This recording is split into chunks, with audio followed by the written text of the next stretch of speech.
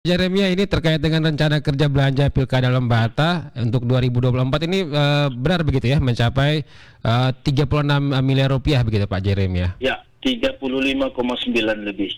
Oke, jadi mendekati 36 begitu ya? Mendekati 36 miliar. Nah, ya. ini total anggaran sebesar ini digunakan untuk apa saja nantinya Pak Jeremia? Baik, sesuai dengan regulasi aturan tentang penyusunan anggaran pilkada, kita berpatokan pada Undang-Undang Nomor 10 Tahun 2016, kemudian Peraturan Menteri Keuangan Nomor 41 Tahun 2020, kemudian PKPU Republik Indonesia Nomor 13 Tahun 2020, dan juga keputusan KPU Nomor 444. Dari 35,9 miliar ini akan membiayai 7 tahapan besar, yaitu pemutahiran data pemilih, pencalonan ini ada 2, pencalonan perorangan maupun pencalonan dari partai politik. Kemudian kampanye ini juga ada 2 pelaksanaan, yaitu pelaksanaan kegiatan kampanye itu sendiri maupun pelaporan audit dana kampanye. Kemudian logistik itu ada pengadaan, pendistribusian, dan juga ada pengelolaan logistik pemerintah. Kemudian yang kelima itu ada sosialisasi. Kemudian yang keenam ada honorarium. Honorarium ini ada 3, honorarium ad hoc, honorarium pokja, dan honorarium pengelola.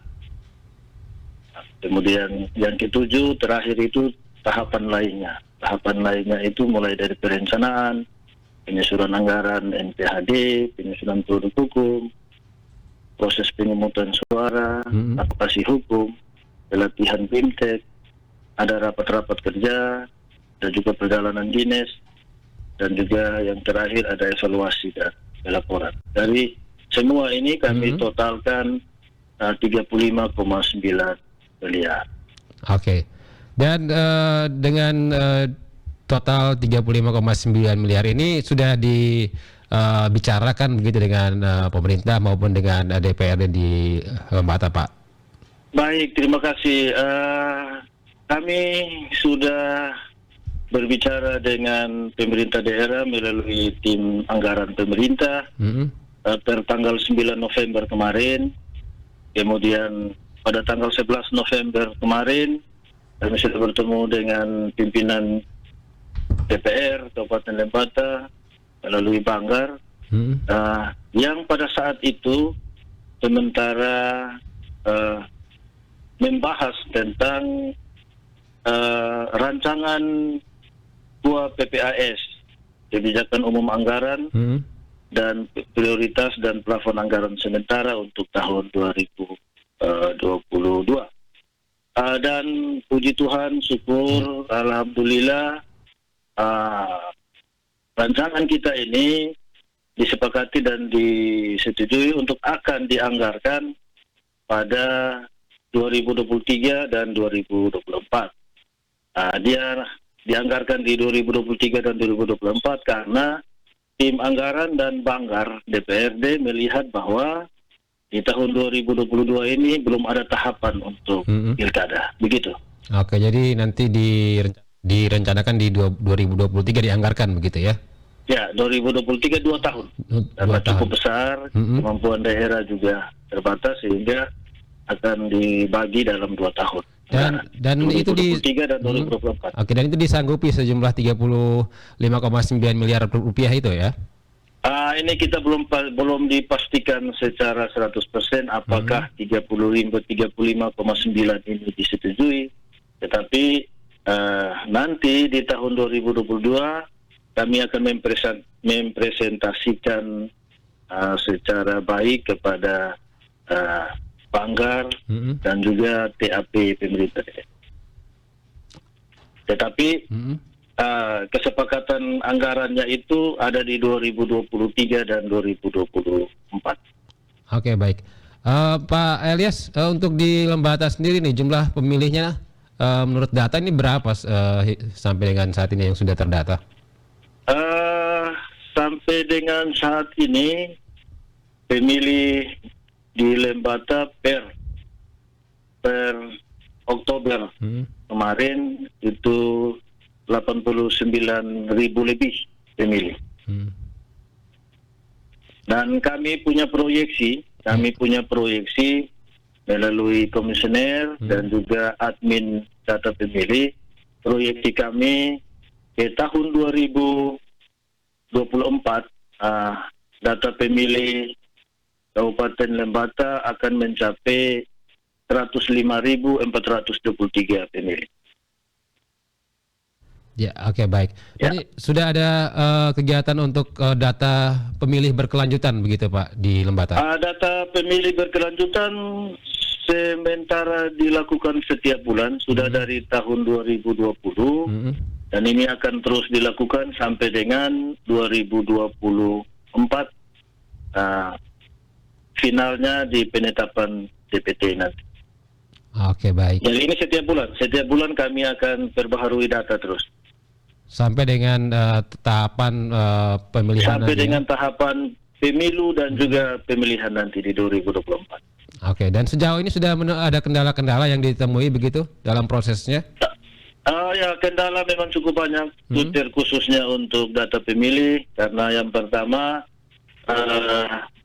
penduduk yang berpindah-pindah dari satu tempat ke tempat yang lain tanpa memiliki administrasi kependudukan yang jelas. Kemudian ada juga pemilih-pemilih pemula yang ketika mereka selesai pendidikan di SLTA, mereka harus melanjutkan pendidikan di luar Lembata, dan juga masih banyak juga kematian yang terus terdata, dan sampai saat ini pemilih yang meninggal dunia untuk Lembata per semester 1 kemarin lebih kurang 516 orang yang masih terdata dengan baik dan belum bisa kita hapus. Dan hal-hal ini yang akan mengganggu data pemilih ke depan ketika kita mulai pemutakhiran data dan penetapan. Karena nama-nama orang yang meninggal ini tidak bisa kami hapus, ini harus melalui pusat data administrasi kependudukan di Depdak. Oke, baik. Dan makanya ini nanti akan terus dilakukan update begitu ya setiap bulannya? Ya, setiap bulannya. Oke, baik. Pak Ilyas, untuk prediksi sendiri nih, nantinya yang akan mengikuti kontestasi di Pilkada Lembata dari KPO sendiri sudah ada begitu? Atau sudah ada informasi? Kalau kita melihat aturan PKPU tentang pencalonan, kalau kita melihat di PKPU 1 2020 kemarin, memang secara dan juga di Undang-Undang 10 bahwa jumlah calon itu sesuai dengan kursi yang ada di DPR 20%. Nah, di Lembata 25 kursi, berarti ada 5 calon pasangan yang dari parpol, dan kami prediksi ada kemungkinan satu dari independen, berarti ada 6. Dan kami dari KPU belum bisa memprediksi bahwa untuk 2024 ini ada berapa calon. Kami berpatokan pada aturan, yaitu 5 pasangan calon dari parpol dan 1 dari perseorangan. Oke, jadi prediksi banyaknya jumlah calon ini juga berpengaruh terhadap anggaran juga begitu, Pak? Berpengaruh sekali, sangat berpengaruh. Karena ini membiayai 6 pasangan calon. Oke. Mulai dari pencalonan sampai dengan penetapan. Jadi pasangan calon terpilih. Jadi diambil jumlah yang terbanyak begitu ya? Ya, kita ambil yang terbanyak. Kalau nantinya misalnya yang mengikuti tidak sampai dengan jumlah terbanyak begitu, dan artinya ada kelebihan dana, nanti seperti apa mekanismenya, Pak Ilyas? Mekanisme kelebihan dana, kalau misalnya 2024 Lembata itu hanya diikuti oleh 3 pasangan calon, maka kita akan membiayai 3. 3-nya kita tidak akan gunakan. Nah, mekanismenya adalah ada beberapa cara yang bisa digunakan. Kita akan berdiskusi dengan pemerintah daerah yang memberikan hibah kepada kita untuk dana pilkada.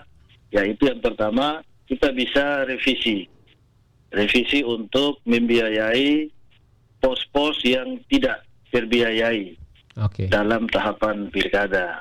Nah ini kalau Pemda setujui, kita revisi. Tetapi kalau Pemda bilang tidak, maka kita juga tidak revisi. Begitu. Yang kedua, setelah semua tahapannya selesai, setelah laporan pertanggungjawaban LPJ semua selesai, maka kelebihan dana dari 3 pasangan calon yang tidak mengikuti pilkada itu akan kita kembalikan kepada pemerintah daerah. Oke. Oke, baik Pak Elias, terima kasih untuk informasinya. Terima kasih bersama banyak. RRI ini kami nantikan update-update dan selanjutnya nih terkait dengan pilkada di Lembata Pak Elias ya. Siap. Siap. Terima kasih. Selamat beraktivitas. Selamat pagi Pak Elias. Selamat pagi.